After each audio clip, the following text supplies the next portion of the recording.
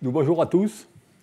On va finalement aborder ce dernier cours qui va vous donner un peu, je dirais, couvrir certains aspects des batteries de solides et vous donner certaines conclusions.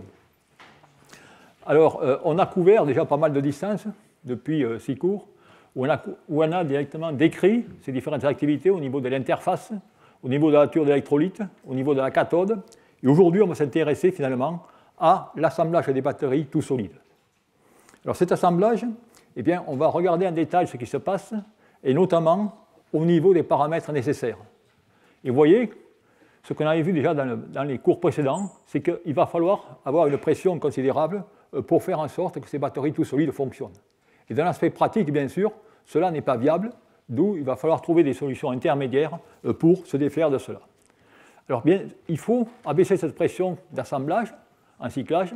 Si on veut avoir des batteries avec un anode de lithium, je dirais que cela est vraiment primordial, nécessaire, de façon à avoir des performances énergétiques supérieures.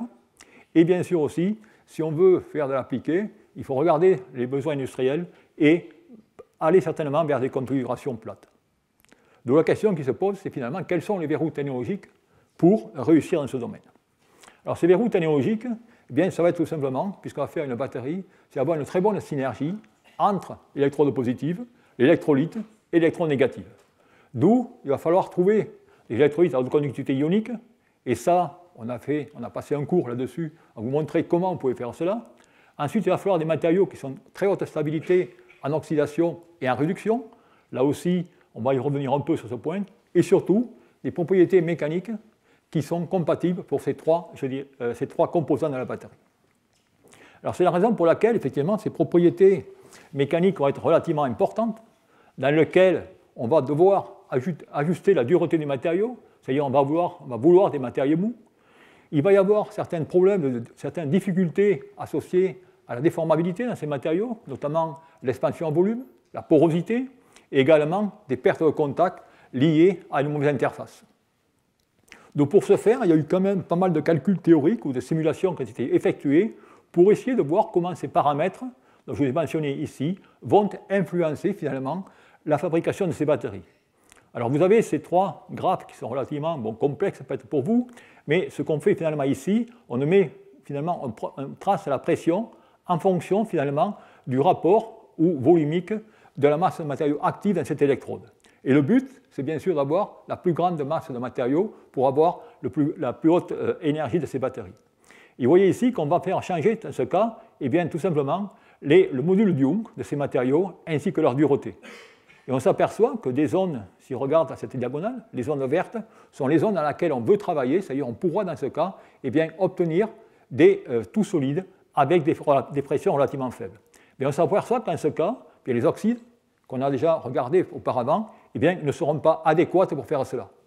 En revanche, les argérodites, on aperçoit déjà, je dirais, un cadran vert qui apparaît dans ce carré, qui montre que là aussi, il y aura des possibilités d'abaisser les pressions à aux alentours de 8 mégapascals et d'obtenir, je dirais, des composites relativement corrects. Et bien sûr, si on voit des matériaux mous avec des modules de Young de 1 gigapascal, des duretés de 0,2 gigapascal, eh bien là, on pourra travailler et effectivement avoir certainement des électrodes pour pouvoir concevoir de faire des accumulateurs avec du lithium métal. D'où, ce qu'on va voir maintenant, c'est qu'on va tout simplement voir des systèmes qui vont satisfaire ces conditions. Il y a un des systèmes qu'on va regarder, ce qu'on a déjà étudié, c'est les fameux électrolytes halogénures, qui dans ce cas eh bien, ont, je dirais, des duretés relativement correctes pour faire cela, avec, bien sûr, il y a la dureté, mais il y a d'autres figures de mérite. Figures de mérite sont la conductivité ionique. Et on avait vu que ces matériaux ont des conductivités ioniques qui sont relativement correctes, aux alentours de 1 millisiemens par centimètre. Et également, il y a un autre facteur, très important une fois de plus, qui est tout simplement la stabilité électrochimique.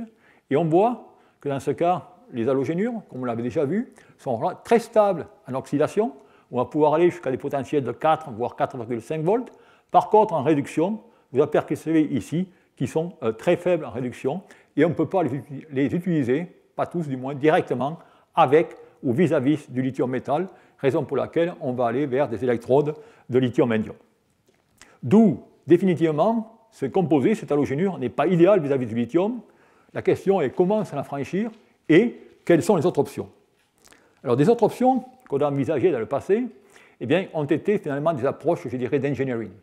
C'est-à-dire comment on va construire, dessiner cet accumulateur. Et dans ce cas, eh bien, puisque cette halogénure n'est pas stable vis-à-vis du lithium, on va créer des structures, des hétérostructures, c'est-à-dire des structures double couche. Et vous allez voir, on va voir cela pas mal dans cet exposé. Et grâce à cela, eh bien, on arrive à modifier l'interface et pouvoir avoir des propriétés relativement correctes. Et on voit effectivement que si on a le cas d'argérodite, il n'y a pas une tenue en capacité qui va être relativement stable. Par contre, si je fais ce mélange halogénure-argérodite, eh bien, je vais avoir une difficulté pour la bonne et simple raison, c'est qu'on a une réaction qui est, je dirais, déclenchée par la présence du carbone à l'interface. D'où il faut éliminer ce point triple en y mettant une couche tampon. Et cela, on peut le faire par des méthodes de dépôt de couches atomiques, méthode que l'on connaît sous le nom de ALD, ou dans ce cas, si on prend tout simplement du triméthylphosphate avec du lithium tertiobutoxalate, on va pouvoir, dans ce cas, faire croître cette couche de lithium 3BO4 à la surface du matériau et obtenir cette fameuse couche tampon. Si on fait ça, on peut effectivement obtenir de très bonnes performances électrochimiques. Et vous voyez ici la configuration de cet accumulateur avec les propriétés qui y sont associées. Et vous voyez qu'en ce cas, on a une très bonne variation du potentiel en fonction de la capacité, et surtout, ce qui est assez relativement impressionnant, c'est qu'on peut atteindre aux alentours de 400 cycles, avec encore, dans ce cas, 93% de la charge. Alors, les courants de 3 mA par cm², les régimes, bien sûr, ne sont pas très élevés, puisqu'on est en train de cycler à du C/20, mais tout cela montre qu'on peut résoudre cette difficulté. Alors, cette difficulté, elle peut se résoudre, je dirais, d'une approche engineering, mais elle peut également se résoudre d'un point de vue chimique, et en prenant des matériaux qui sont beaucoup plus résistants à la réduction. Et ça, c'est ce qu'a fait un groupe de l'université de Waterloo, dans laquelle, dans ce cas, ils ont une fois de plus construit une structure bicouche, comme vous pouvez voir ici, dans laquelle vous trouvez ici, dans ce cas, eh bien, le composé, l'halogénure, mais qui cette fois contient pas que de l'indium, mais du scandium, pour finalement ajuster la réactivité, avec un autre composé qui est l'argérodite, dont ils ont modifié également la formule. Et dans ce cas, eh bien, là aussi, on peut obtenir, je dirais, des performances relativement conséquentes, à des pressions de 250 MPa. Vous voyez ici, il y a quand même des régimes de 3000 cycles qui ont été obtenus à des cyclages 3C. Donc voilà, si vous voulez, ce qui peut se faire dans ces matériaux. Alors la question qu'on peut dire, est-ce qu'on peut prolonger cette approche? Et ce qu'on voudrait, c'est finalement, pourquoi on ne peut pas utiliser qu'un seul électrolyte, halogénure, plutôt qu'une double couche? Ça veut dire qu'en ce cas, il va falloir une fois de plus comprendre la chimie et essayer d'améliorer cette chimie du matériau. Eh bien, c'est des recherches qui ont été effectuées, dans lesquelles, ici, vous avez un autre type d'halogénure, où, dans ce cas, eh bien, le chlore a été substitué par du brome. Et si on fait cela, eh bien, regardez ce qui se passe, c'est qu'on va changer considérablement la dureté du matériau. On va l'abaisser, ce qui fait qu'on va avoir des matériaux beaucoup plus déformables, qui vont certainement nous permettre de pouvoir cycler à de plus basses pressions. Et effectivement, grâce à ces matériaux, vous voyez qu'en ce cas, regardez, vous voyez le cadran Lambert dont je vous ai mentionné au départ. Nous maintenant, on l'a étendu fortement et on est dans le domaine où, effectivement, on va pouvoir réaliser des batteries à basse pression avec, je dirais, des taux de charge d'électrodes qui sont relativement conséquentes. Alors ensuite, la question qui se pose, bien sûr, est, dans ce cas, une fois de plus, quelle va être la stabilité de ce matériau à l'oxydation. Et vous voyez qu'ici, eh bien, effectivement, lorsqu'on passe du chlore au brome, on a un certain abaissement, je dirais, de cette stabilité en oxydation, mais on est quand même encore dans les domaines qui sont totalement, je dirais, viables. Donc, grâce à ce matériau, eh bien, on va pouvoir cycler à plus basse pression, et effectivement, c'est ce qu'on a pu faire. Et vous regardez ici des résultats qui ont été obtenus en modifiant la pression de cyclage de 100 MPa à 10 MPa, comme indiqué ici. Okay? Et vous voyez qu'en ce cas, on a toujours directement des tenues ou des capacités en rétention qui sont relativement correctes. Et la question qu'on peut se demander, c'est-à-dire où est-ce qu'on peut aller en termes de pression? Bien, en utilisant des cellules, je dirais, adéquates pour mesurer les variations de pression, bien, on s'aperçoit que par cette astuce de prendre ce composé, eh bien, on peut dans ce cas obtenir des pressions aux alentours de 0,1 MPa, ce qui fait qu'on peut théoriquement maintenant cycler des accumulateurs tout solides à des pressions atmosphériques, sans aller avec, je dirais, des charges énormes. Mais bien sûr, la question qu'on peut se poser, c'est-à-dire quel va être l'effet ou les conséquences sur les figures de mérite. Parce qu'il y en a la pression, mais ce qui est important dans l'accumulateur, c'est comment va-t-il se comporter en puissance, quelle peut être la capacité maximale et sa variation de température. Eh bien, tous ces résultats sont résumés sur ce transparent, dans lequel vous voyez où on va modifier, dans ce cas, la pression, et vous voyez qu'avec des régimes de 1C, c'est-à-dire des charges à 1 heure, vous voyez qu'en ce cas, eh bien, à des régimes de 1 mégapascal, on ne perd pas énormément en termes de puissance. Si on regarde maintenant au niveau de la charge d'électrode, là, effectivement, vous voyez que lorsque je vais augmenter considérablement, c'est-à-dire le nombre de milligrammes par centimètre carré de matériau d'électrode, effectivement, là, eh bien, le fait de travailler à basse pression va être une certaine pénalité. Et enfin, si on regarde du côté de la température, on s'aperçoit qu'il y a des variations, mais dans ce cas, elles sont relativement légères. Et cela peut dire qu'on peut maintenant assembler ces genres de batteries et faire cycler ça dans des systèmes de type poche aux alentours de 1 bar. Donc voilà, si vous voulez, ce que l'on peut faire grâce à ces nouveaux matériaux d'électrodes. Alors quand je dis nouveaux, ce n'est rien d'autre que des matériaux dans lesquels on a substitué du chlore par du brome et ainsi de suite. Et il se trouve bien sûr que la principale limitation avec les halogénures, comme on l'avait déjà mentionné, est la conductivité électrique, car on est aux alentours de 1 millisiemens comparé à 10 millisiemens dans le cas des argérodites. D'où, à partir de cela, eh bien, est-ce qu'on peut utiliser le lithium métal? Eh bien, effectivement, on s'aperçoit qu'on va pouvoir utiliser le lithium métal. Alors, dans le cas du lithium métal, je vous avais déjà mentionné quelle était la difficulté.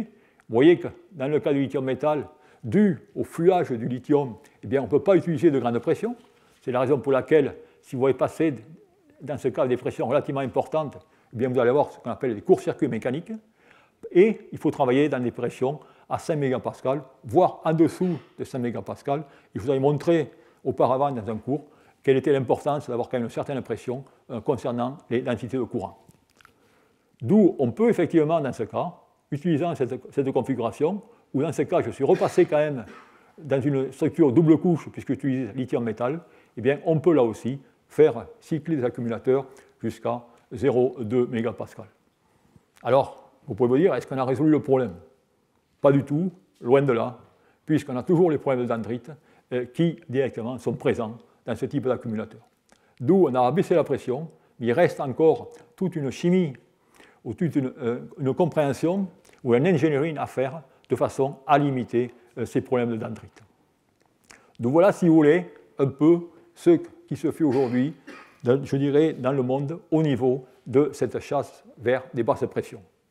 Donc pour résumer, ce que je vous ai montré dans ce cours, deux aspects. Je vous ai montré deux façons d'arriver à ces basses pressions. La première a été, dans le cours antérieur, comment, avec des électrodes de surface contrôlées par la diffusion, rappelez-vous, c'était des chalcogénures qu'on avait tout simplement, dans ce cas, broyées, ou alors aujourd'hui, en utilisant des électrolytes différents, on peut atteindre, je dirais, des pressions pour utiliser ce lithium métal. Et bien sûr, une fois de plus, la mise en œuvre reste problématique, et là, eh bien, il va falloir travailler fortement sur l'élaboration de couches tampons, des alliages pour, une fois de plus, ajuster ces interfaces, et également sur des électrolytes hybrides, et ainsi de suite. Donc c'est pour ça que maintenant, on va regarder finalement comment on peut résoudre tous ces problèmes, mais en gardant l'esprit, si je peux dire, de la fabrication de cellules à l'échelle industrielle. C'est-à-dire comment on peut faire en sorte de mettre en équation cette recherche du laboratoire avec la recherche industrielle. Alors finalement, dans la recherche industrielle, c'est quoi? Que vont être ces configurations de batteries tout solides?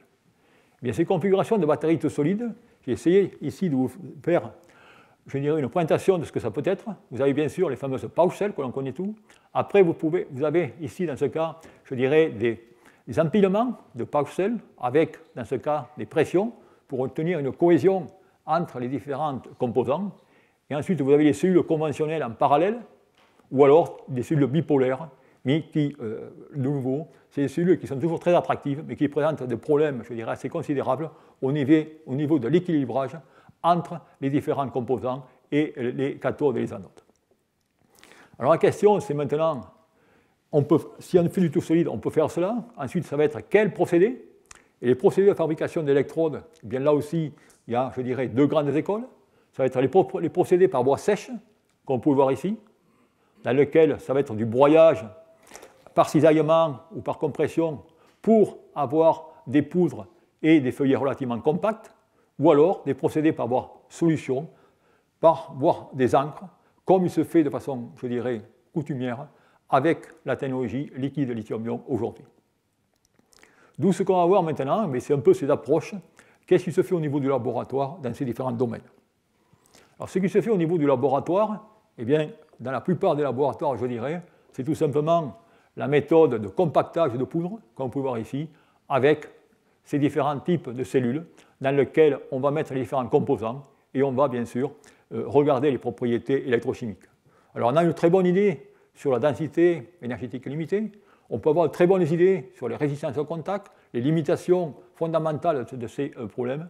Par contre, on est totalement aveugle sur l'aspect industriel et c'est automatiquement pas du tout viable sur l'aspect industriel.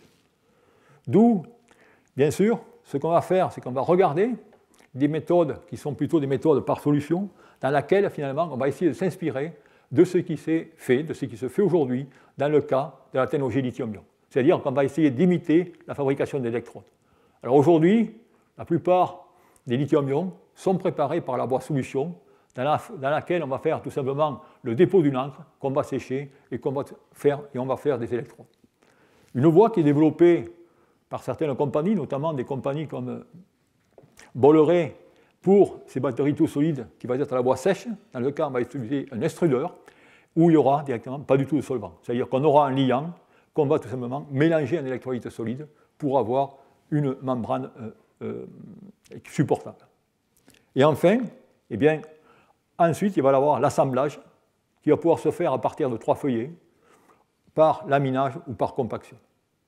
Donc voilà, si vous voulez, comment ces systèmes vont se faire. Alors la question qui se pose, quand on regarde ça, c'est-à-dire quand si on a du solide, eh bien, c'est comment assembler deux solides et en faire un feuillet flexible. Et c'est vraiment là, je dirais, la question qui va, je dirais, m'occuper pour le reste de cette présentation. Et cela, eh bien, va m'amener à un point très important, c'est-à-dire le regain d'intérêt pour ces technologies hybrides. Et alors là, les technologies hybrides, c'est l'ambiguïté totale due à une pléthore de nomenclatures où chacun veut son originalité, non pas par la science, mais par le nom qu'ils vont donner à leur nouvelle batterie. Alors dans ce cas, on entend parler de batteries hybrides, on entend parler de batteries composites, on entend parler de batteries quasi-solides, semi-solides ou presque solides. Bon, il faut bien se rendre compte que dans le cas d'une batterie tout solide, l'élément clé, c'est l'électrolyte. Et cet électrolyte, comme on l'a déjà discuté dans les cours précédents, il a deux propriétés particulières, c'est-à-dire d'avoir une conductivité ionique très importante et, théoriquement, dans le tout solide, et c'est l'avantage du tout solide, c'est un nombre de transport de 1, puisqu'il n'y a qu'un seul cation qui roule. D'où ensuite, eh bien, tous les électrolytes, eh bien, on peut les distinguer par les mécanismes de conduction ionique, la conductivité ionique, la stabilité thermique, les propriétés mécaniques, les fenêtres électrochimiques, et ainsi de suite. D'où par conséquent, on va essayer de mettre un peu d'ordre dans ces différentes nomenclatures en regardant ou en classifiant l'électrolyte par le type de conduction. Bien, le type de conduction, il va y avoir, je dirais, les 3 grands types de conduction. Conduction dans le cas des électrolytes liquides, où dans ce cas, le transport va se faire grâce à une solvatation, comme vous pouvez voir ici. C'est-à-dire que le cation va s'entourer de molécules et c'est l'ensemble qui va se transporter. Dans le cas des électrolytes polymères, on va avoir un transport par solvatation et désolvatation, mais dans ce cas, eh bien, ça va être tout simplement le mouvement segmentaire des chaînes polymériques qui va permettre directement le transport de ces ions. Et enfin, dans le cas des électrolytes solides, eh bien, ce n'est rien d'autre qu'un transfert d'ions de différents sites à l'intérieur d'une même structure, c'est-à-dire dans des lacunes ou des sites interstitiels. Et enfin, donc voilà réellement les bases. Et ensuite, ces fameux électrolytes hybrides, eh bien, c'est des électrolytes dans lesquels on va avoir un mécanisme de 2 conductions. Soit les conductions entre directement liquide électrolyte et solide électrolyte, soit la conduction entre solide électrolyte et polymère. D'où tout système hybride, par définition, il y aura deux mécanismes de conduction, et bien sûr, il va falloir comprendre ce qui se passe et comment, à quel moment cette conduction a lieu. Alors maintenant, je vous ai parlé de conduction. Regardons quels sont ces mécanismes de conduction. Mais ces mécanismes de conduction, je vous ai pris ici 3 exemples assez classiques, dans lesquels vous allez avoir un solide, un verre, ou un matériau cristallin, je pourrais dire. Vous allez avoir les polymères et les liquides. Et bien dans ce cas, les conductions ioniques peuvent se décrire par ce graphe, dans lequel vous tracez la conductivité ionique sigma en fonction de 1 sur T. Vous avez ces courbes indiquées ici, courbe en bleu, courbe en vert et courbe en rouge pour les polymères. Et vous voyez qu'il y a 2 lois qui sont la loi de VTF, qui est Vogel-Talman-Volcker, dans laquelle on va introduire une température T, T0. T0 est la température de Talman, qui est reliée à la température de transition vitreuse. Et vous voyez qu'en ce cas, eh bien, on a un comportement de type Arrhenius eh bien, dans le cas du matériau solide, alors qu'on a un comportement de type VTF dans le cas du liquide et le cas du polymère. Et une fois de plus, dans le cas des électrolytes hybrides, on va avoir les deux mécanismes, on va le voir par la suite. On peut avoir à la fois du VTF ou de l'Arrhenius. Okay. Et ce qui est important, c'est que bien sûr, si on a ces deux mécanismes, eh bien, on va créer, si je peux dire, une interface entre ces deux matériaux. Et là aussi, le transfert d'ion, le transport d'ion dans cette interface va être relativement important. Donc voilà, si vous voulez, essayer de clarifier un peu ces différents mécanismes de conduction et ces différents électrolytes. Alors ensuite, je vous ai parlé que d'électrolytes. Alors maintenant, on va encore passer encore plus loin et on va aller au cas maintenant des batteries. Dans le cas des batteries, eh bien, vous allez trouver, toujours pareil, ces différents types de batteries. Alors je mets SIB, ça veut dire en ce cas, c'est une batterie purement solide. Vous avez les batteries directement liquides ou gel, ou ionogel, comme vous voulez. Ensuite, vous avez directement les batteries polymères, dans lesquelles, dans ce cas, il va y avoir dry polymère ou alors du polymère plastifié. Et enfin, vous avez ici les fameuses technologies hybrides qui vont coupler un liquide avec un électrolyte solide ou un polymère avec un électrolyte solide, avec dans ce cas des mélanges homogènes ou alors des multifeuillés ou des hétérostructures. Donc voilà, si vous voulez, à peu près ce qui se passe au niveau de ces matériaux. Donc vous voyez toute la nomenclature que vous avez et la raison pour laquelle ne soyez pas confus par tout ça. Alors maintenant, on va voir un peu ce qui se passe dans un cas beaucoup plus précis, c'est-à-dire lorsqu'on va utiliser finalement des gels ou des polymères. De quoi on parle, comment on peut concevoir cela, et c'est quoi un gel, c'est quoi un plastique. Eh bien, tout cela peut être réglé, je dirais, par un simple paramètre, ce qu'on appelle le nombre de donneurs du polymère par rapport à celui du solvant. Et c'est la raison pour laquelle on va distinguer finalement un plastique d'un gel. Plastique dans le cas d'un PVDF HFP avec un gel dans le cas de PO. D'où un plastique, ça va être tout simplement eh bien, un composé dans lequel le nombre d'ambeurs du solvant est très supérieur à celui du polymère. Et dans ce cas, eh bien, il y aura des interactions faibles entre le polymère et le solvant, et la conduction va se faire le long des chaînes. C'est-à-dire, grosso modo, vous pouvez regarder ce plastique comme une matrice dans laquelle vous allez avoir des îlots d'électrolytes qui vont être fortement piégés aux chaînes polymériques qui, dans ce cas, seront PVDF HFP. Dans le cas du gel, eh bien, on a le nombre d'honneurs du polymère est supérieur à celui du solvant, ce qui fait que maintenant, la conduction ne se fait pas dans les îlots, mais elle se fait le long des chaînes. Donc voilà directement la différence qu'il y a entre plastique et gel, une évolution, je dirais, du plastifiant. Et la raison pour laquelle, dans ce cas, on a ces comportements, c'est tout simplement, si on regarde les nombres de donneurs pour ces différentes matières, bien, ils sont indiqués ici, et ils se confèrent complètement le comportement plastique ou le comportement gel. Donc voilà, si vous voulez, sur les notions dans lesquelles les gens ou les chercheurs ont développé pour créer des batteries tout solides. Alors ces batteries tout solides, notamment avec des configurations hybrides, vous avez des centaines de papiers là-dessus, et je ne vais pas tout simplement les résumer. Je vais donner 3 ou 4 exemples de façon, je dirais, à passer certains messages.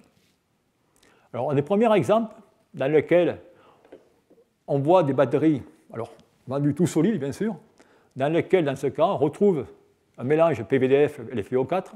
Et l'astuce ici, c'est qu'effectivement, on a des problèmes d'interface, résistance, d'où par conséquent, les chercheurs ont, dans ce cas, ont mis un gel pour assurer un transport ionique, un transport électronique. Un deuxième exemple est indiqué ici, dans lequel, dans ce cas, on retrouve, vous voyez, ce mélange, maintenant, conducteur polymère et conducteur solide, garnet, où on a une interface, et pour combattre cette interface, les chercheurs ont mis du fluorure de lithium à l'interface et LFP en électrode positive. Et là aussi, ce système fonctionne à 65 degrés C et les performances sont relativement modestes.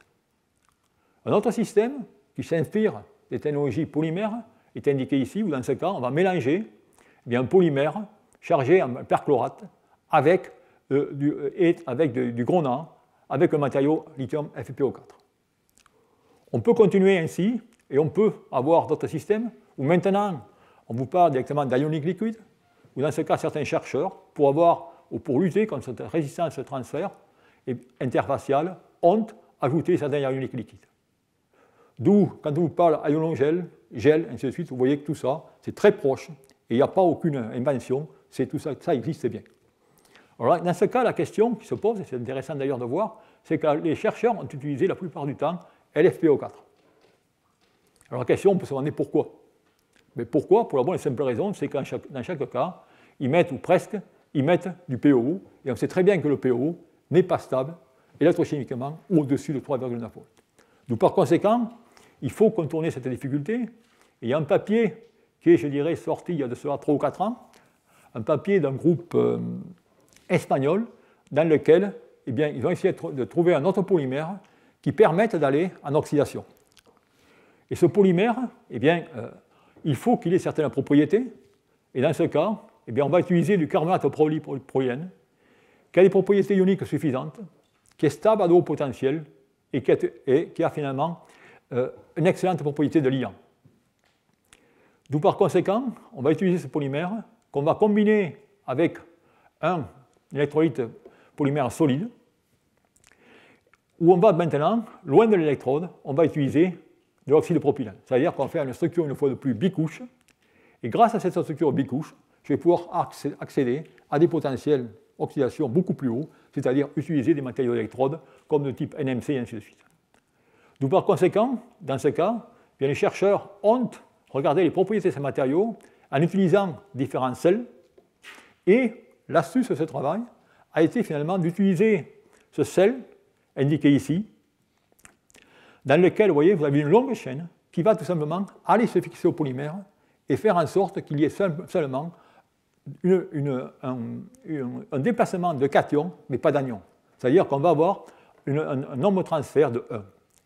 Et grâce à cela, ils ont pu obtenir, vous avez ici les propriétés résumées de ces différents systèmes.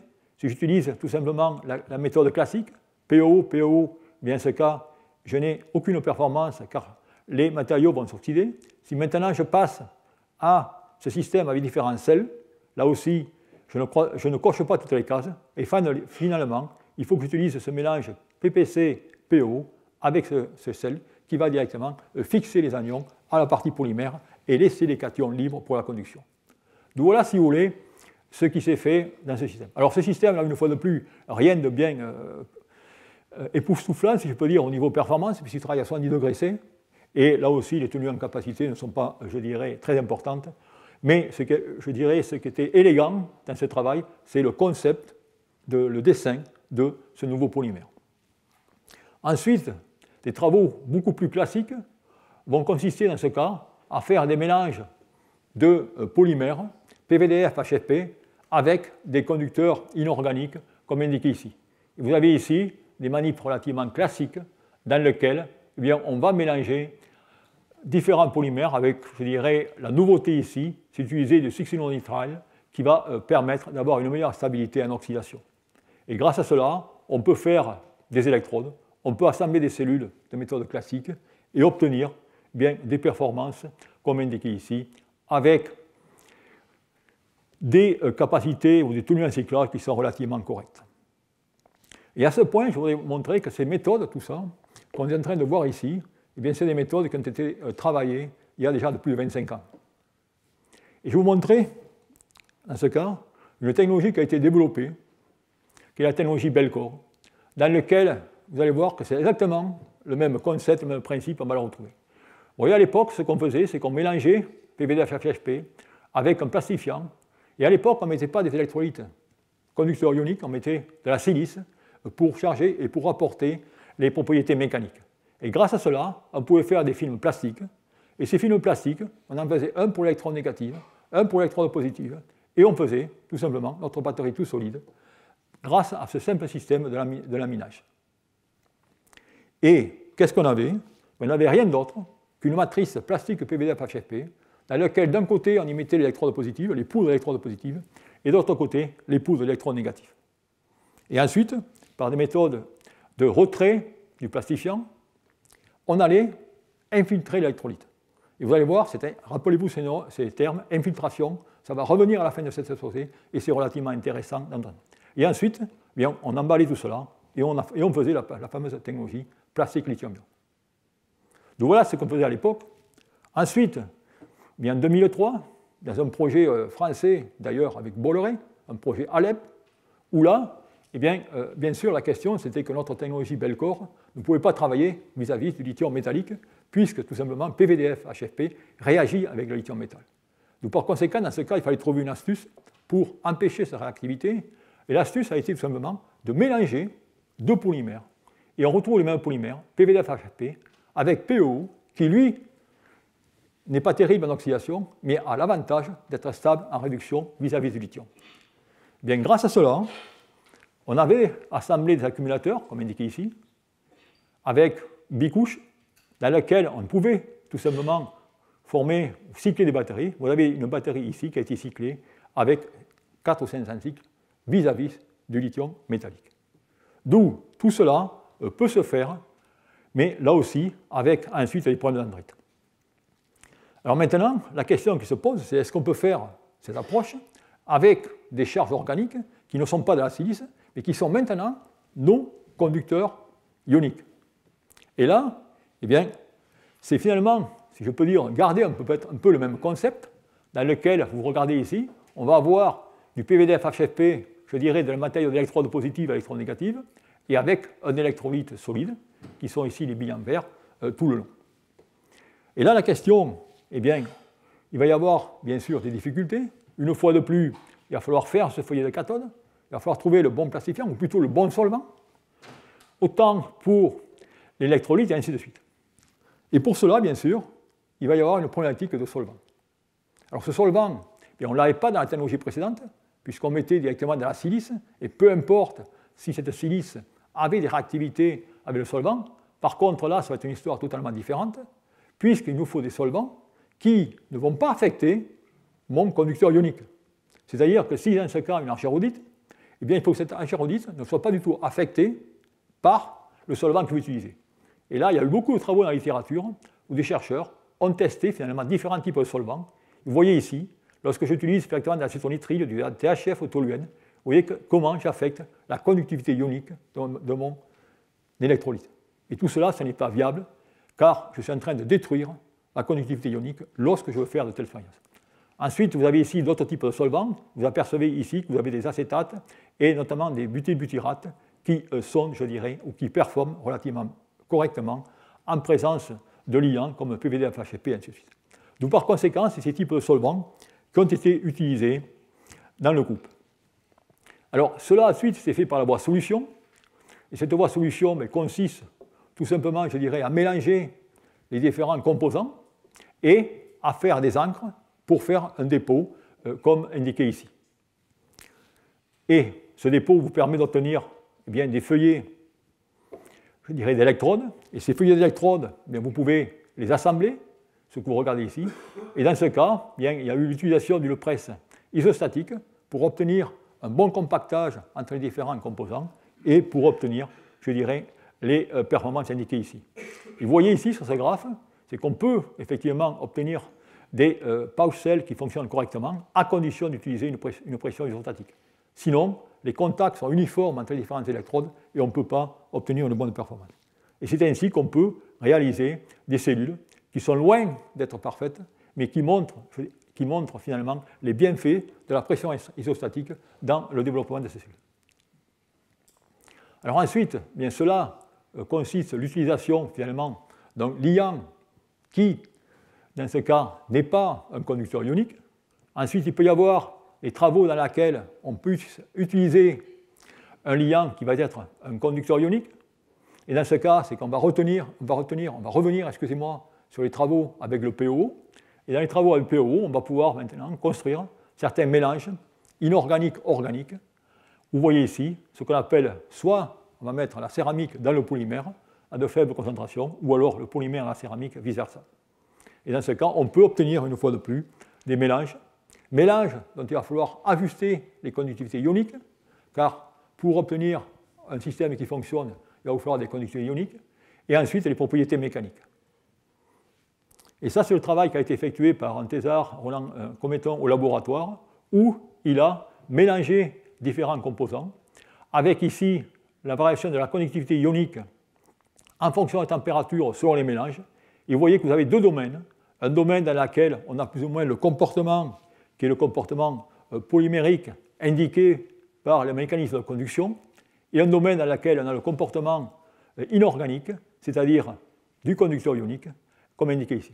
Et pour avoir des meilleures performances, eh bien, il faut se placer aux alentours de 75% de charge inorganique dans le polymère pour obtenir de bonnes conductivités ioniques et avoir une bonne compatibilité entre les propriétés de conduction et les propriétés mécaniques. Et grâce à cela, et grâce à un ajustement des différents types de polymères, c'est-à-dire de leur masse molaire, voire l'utilisation de copolymères, eh bien, on peut, dans ce cas, obtenir également des systèmes qui fonctionnent, je dirais, relativement correctement à des pressions, de ce cas, de 100 mégapascales. Nous, on est toujours encore à de hautes pressions dans ce système. Donc voilà, si vous voulez, un peu ce qu'on peut faire avec ces genres de systèmes et ces matériaux hybrides. Et ensuite, je voudrais passer alors, à une autre approche qui est certainement une qui est peut-être la plus intéressante ou peut-être la plus prometteuse vis-à-vis des applications. C'est cette approche dans laquelle je vous ai mentionné au départ d'infiltration.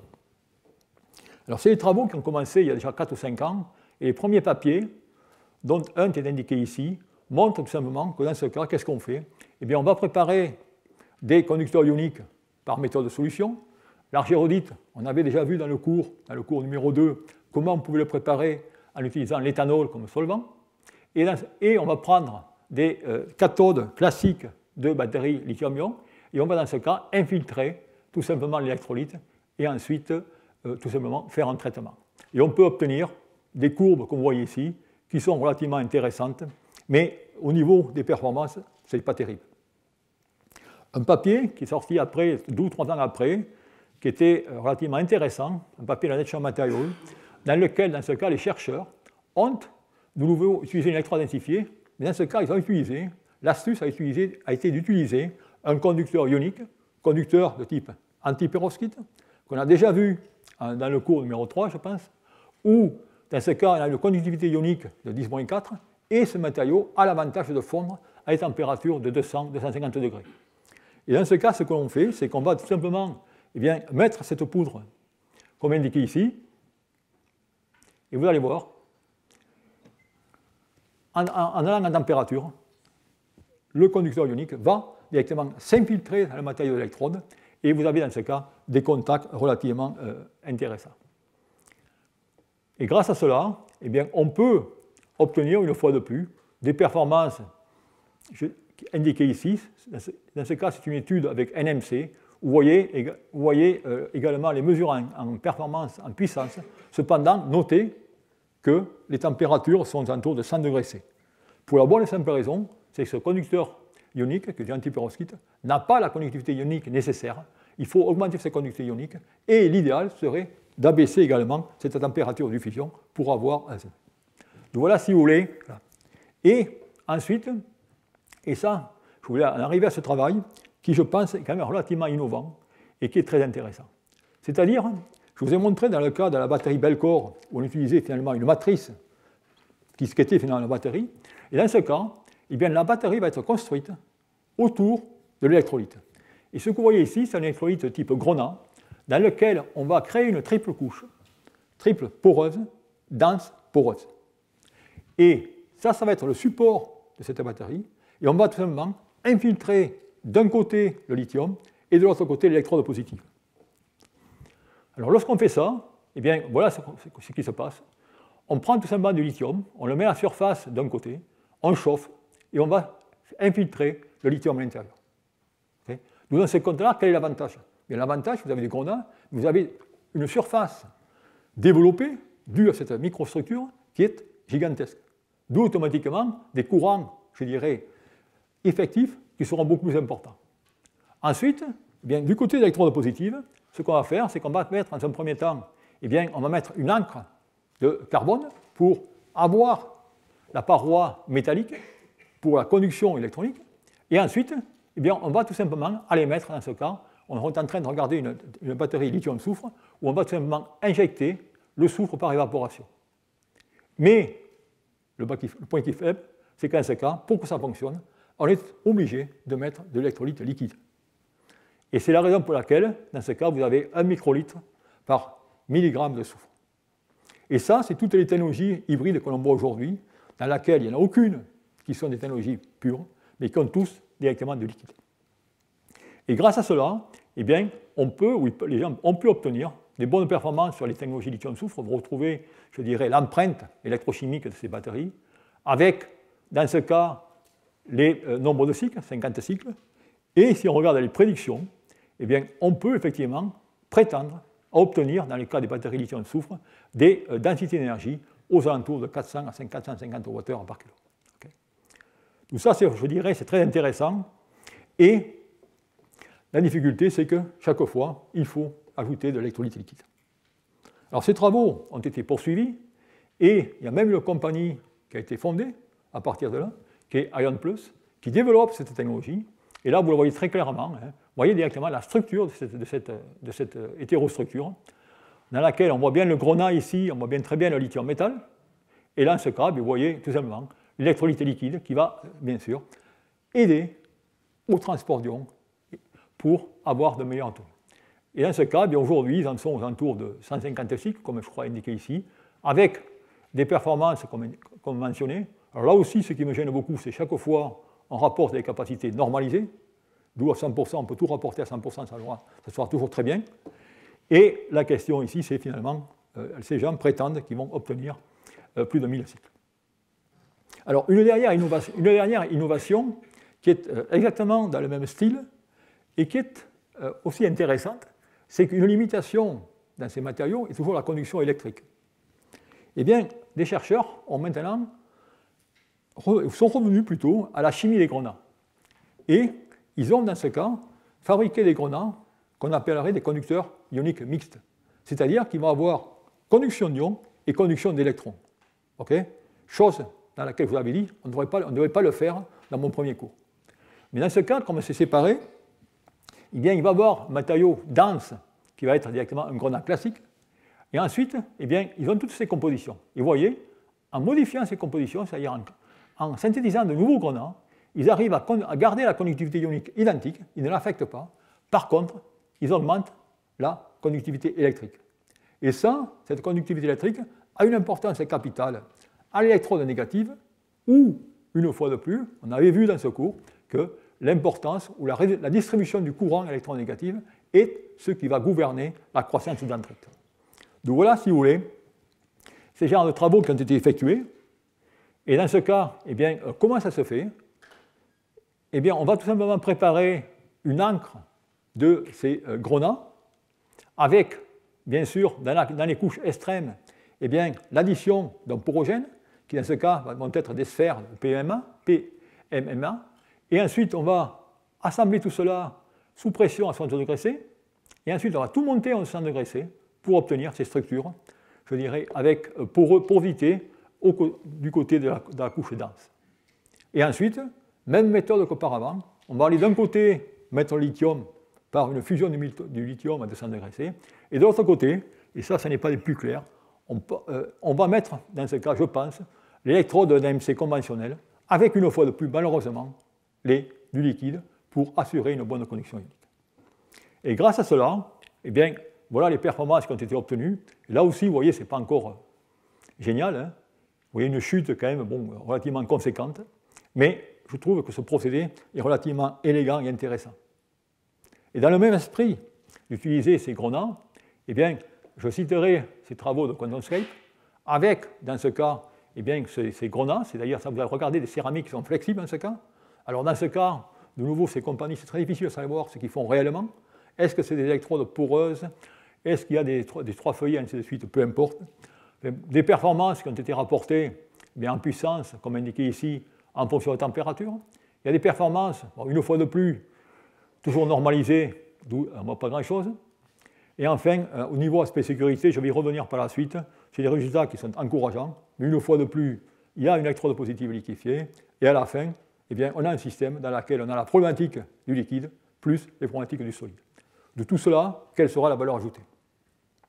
Donc voilà, si vous voulez, à peu près, ce que je voulais vous raconter, ce qui se fait, ou ce qui se fait sur les batteries tout solides, au niveau configuration d'électrodes, assemblage, avec tous ces systèmes hybrides, qui sont des gels, qui sont des polymères, qui sont des liquides, ou même des ionogels. Certaines compagnies développent ionogels. Alors la question que je voudrais terminer, d'ailleurs, ce cours, est finalement la question de sécurité. Alors, on a conçu, il y a eu tout cet engouement au niveau du tout solide, car théoriquement, le tout solide devrait être beaucoup plus sûr que le lithium-ion. Et il y a déjà des papiers qui sont sortis, qui ont montré que tout cela n'était pas évident. Et tout récemment, il y a des papiers qui sont sortis, un papier qui est sorti, il y a de cela 2 ou 3 mois, concernant finalement la stabilité de ces matériaux, de ces batteries, dans ce qu'on appelle l'emballement thermique. Et l'emballement thermique est je dirais, un phénomène qui est, je dirais, très très important pour les applications mobilité, et ainsi de suite. Eh bien, si on regarde ce papier, eh bien, il est assez un peu effrayant, puisqu'il montre, comme vous le voyez ici, je regarde tout simplement le delta H, c'est-à-dire l'énergie dégagée entre la réaction d'un NMC, matériau d'électrode, chargé à 4,5 volts, c'est-à-dire composition lithium 0,1 NMC, et mon sulfure. Et je m'aperçois que dans tous ces sulfures, vous avez ici les lithium 3PS4 qu'on a vu, vous avez ici l'argérodite, vous avez ici les phases lithium GSPS. Eh bien, regardez, l'électrolyte liquide, tous ces électrolytes solides ont des chaleurs qui sont 7 à 8 fois plus importantes que l'électrolyte liquide. Okay? Bien sûr, les oxydes, que j'ai mis en jaune ici, eux, ils se comportent parfaitement. Ici, je vous montre finalement les gaz qui sont libérés, et les gaz qui sont libérés, c'est du SO2. Okay? Bon, SO2, ce n'est pas terrible, bon, c'est mieux qu'H2S, mais ce n'est pas terrible. Alors si on regarde maintenant pourquoi tout cela, eh bien, je dirais c'est bien compris, c'est bien référé dans ce papier, c'est qu'il y a 2 réactions qui se passent. Il va y avoir des réactions à l'état gazeux et des réactions à l'état solide. Alors les réactions à l'état gazeux, tout le monde le sait, on le savait déjà dans le cas du lithium-ion, c'est que vous avez une électrode chargée, eh bien, vous avez un certain dégagement d'oxygène. Et bien, dans ce cas, en charge, ce matériau d'électrode va relarguer de l'oxygène aux alentours de 200 degrés, et il va réagir directement avec le sulfure pour donner SO2 plus des phosphates et avec cette fameuse chaleur exothermique. Alors si on prend maintenant des matériaux cristallins, que sont l'argérodite ou le lithium germanium PS2, dans ce cas, eh bien, le mécanisme réactionnel va être différent. C'est-à-dire qu'à 200 degrés C, eh bien, on va avoir un dégagement d'oxygène, mais ce n'est pas le NMC en soi-même qui va directement réagir, c'est les produits de décomposition du NMC, c'est-à-dire les nickel-oxydes, les manganèse-oxydes, les cobalt-oxydes, qui vont réagir avec maintenant les sulfures pour vous donner eh bien, ces composés, c'est-à-dire des phosphates et là aussi des delta H de réaction qui sont relativement importantes. D'où, c'est vraiment important de voir que dans ce cas, vous avez 2 tiers de la communauté aujourd'hui qui travaille sur des systèmes NMC sulfure. Alors lorsque j'ai fait ce transparent hier soir, je me disais, mais c'est quand même bizarre, qu'en est-il des halogénures? Et a priori, il n'y avait aucun papier qui était sorti. Et ce matin, eh bien, il y a un papier qui est sorti. Il m'est arrivé ce matin sur les halogénures. Bien, dans le cas des halogénures, eh bien, comme vous pouvez voir ici, heureusement, je dirais, c'est beaucoup moins dramatique. Pour la bonne et simple raison, c'est que la NMC ne se comporte pas mieux. À haut potentiel, il va relarguer l'oxygène. Mais par contre, en ce cas, eh bien, cet oxygène va tout simplement réagir pour la décomposition du sulfure et former ces 2 composés qui sont l'oxychlorure d'indium et l'oxyde d'indium qui vont tout simplement d'abord capturer tout l'oxygène et qui sont des composés, je dirais, relativement bénins, tout à voir. D'où c'est la raison pour laquelle, et dans ce cas, ces réactions sont relativement contrôlées et la chaleur relarguée est beaucoup plus faible. Et je crois que j'ai mis des valeurs ici, effectivement, regardez les valeurs, c'est quand même assez impressionnant.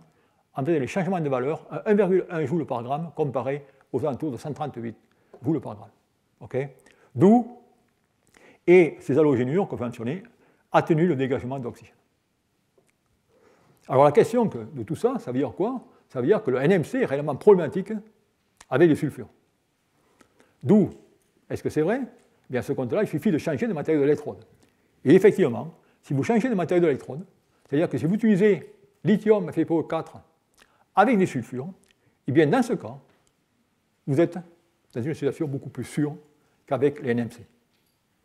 D'où, une fois de plus, le matériau d'électrode va être, je dirais, très important pour la sécurité de ces batteries tout solides. D'où, avec les sulfures, si vous voulez utiliser lithium FePO4, utilisez lithium-soufre, ça va être soufre-soufre, ça sera bon, mais surtout, ne pas utiliser du NMC.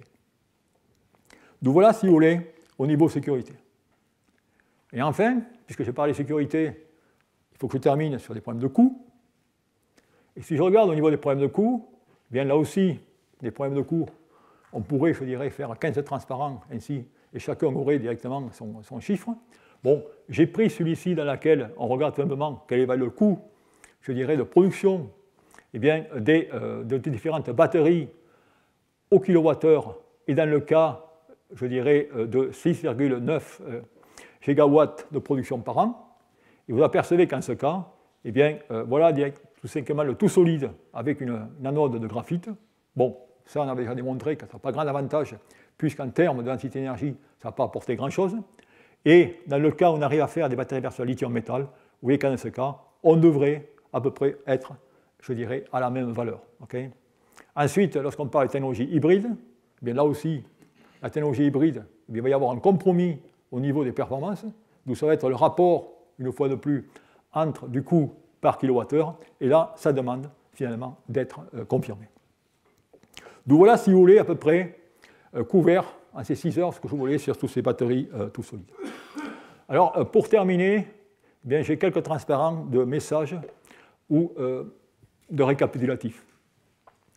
D'où voilà, c'était les aspects couverts durant ce cours. Je crois qu'on a couvert pas mal de matériaux, d'électrolytes, d'interfaces, des problèmes de pression, ainsi de suite. Et je dirais, j'espère vous avoir convaincu qu'il y a eu pas mal de progrès au niveau de la recherche qui a été effectuée, mais les verrous technologies eh bien, restent encore très importants, et c'est la raison pour laquelle, eh bien, chaque fois qu'on vous parle de tout solide, oui, c'est pour 2024, 2025, 2028 maintenant, 2032, et ainsi de suite. Pourquoi? Parce qu'on a des problèmes réels pour faire des choses concrètes, et surtout, je vais mentionner les problèmes au niveau interface, mais il y a tout l'aspect sécurité que je n'ai pas tellement traité cette année, peut-être que je le traiterai l'année prochaine. Alors ensuite, bien sûr, c'est la frénésie. Tout le monde veut s'y lancer. Ça, c'est la courbe que vous avez mis. Mais le temps de maturation, je dirais, est incertain. Malgré l'engouement, et ça, ce n'est pas ce qui manque. La formation de consortiums, des investissements colossaux et des annonces constantes qui restent vagues. Okay. Alors pourquoi? Pour illustrer cela, bien, je vais vous montrer tout simplement les activités juste de ces 2 derniers mois. Voilà directement, depuis le début de l'année, toutes les annonces que vous avez eues dans les batteries tout solides. Alors chacun vient promet la merveille, mais on ne sait pas ce qu'il y a derrière.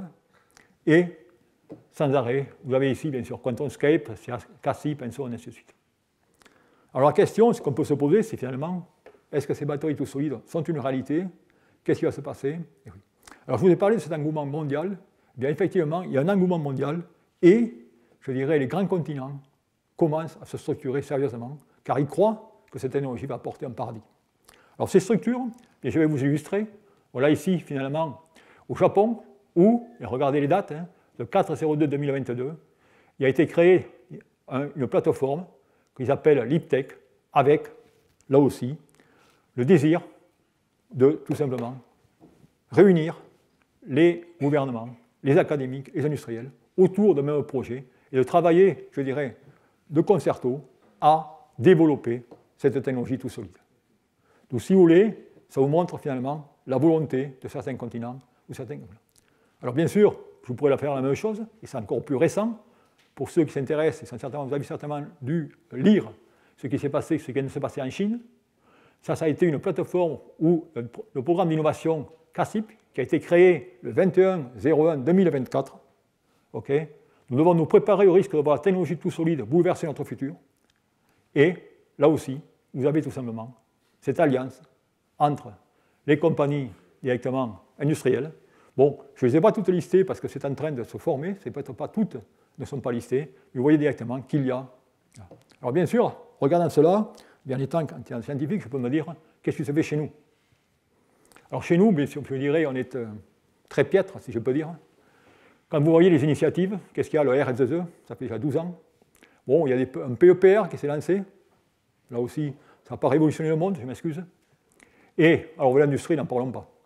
L'industrie est tellement frileuse que si vous ne leur donnez pas la clé en main, vous n'allez rien voir. Alors au niveau européen, bien, si vous voulez, il y a un projet franco-allemand, Hypobat, ça fait 3 ans qu'on en discute, il va se lancer, je dirais, début 2024. Là, le kick-off n'est pas encore fixé. Il y a des projets Horizon 2030, tout solides, qui sont sur des thématiques différentes, mais il n'y a aucune fédération entre eux. D'où, finalement, l'esprit de collaboration qui devait être de mise, chaque pays veut jouer sa propre carte en Europe, et c'est là la difficulté. D'où j'espère, ma volonté, c'est que finalement, travailler séparément ne permettra pas de gagner la course aux batteries tout solides, d'autant plus que l'Europe n'a pas été à l'origine de cette technologie. D'où par conséquent, mon message, c'est qu'il va falloir travailler de concerto plutôt que chacun de son côté, et ainsi de suite. Sur ce, je vous remercie pour votre attention.